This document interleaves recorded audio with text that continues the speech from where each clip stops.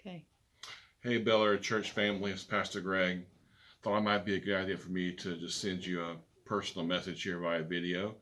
And it's been nice over the past few weeks, especially a little longer than that, feels like, to kind of get back to a level of normalcy. We've seen the numbers go down for our COVID 19, the metrics that have been used by the state to determine our response. And back in June, all the emergency restrictions were suspended for our state. But as you know, we're seeing a surge in cases right now with the Delta variant.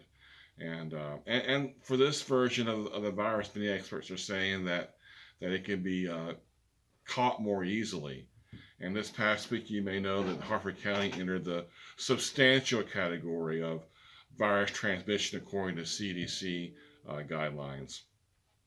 In the last 24 hours, we've heard from our governor, we've heard from our county executive, and while there's been this surge in cases in our county and across the state, the metrics that have been used by the state are still positive. The metrics, positivity rate, hospitalizations, deaths are still well below peak from what they were from before.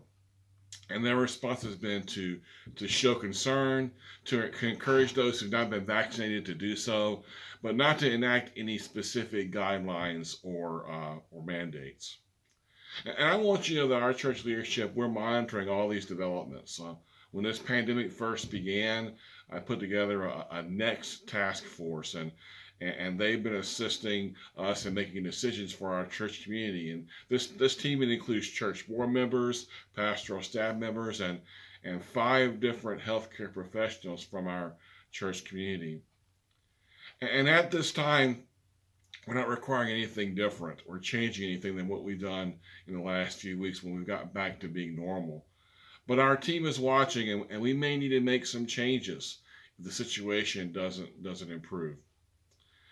And it's important. I want our church community, it's important for me to say that I want our church community to recognize the seriousness of this recent surge because of the Delta variant of the virus. And we need to be aware of what CDC, governmental authorities, medical professionals, what they're saying and recommending that we do to help to squash this surge and to keep ourselves and our loved ones, those around us, as safe as they can be. So let's be in prayer. Let's pray that we'll be able to keep this level of normalcy that we've come to enjoy once again. Let's pray for God's wisdom on what we would need to do if this situation continues to deteriorate. Let's be about doing what we need to do and loving like Jesus for those around us.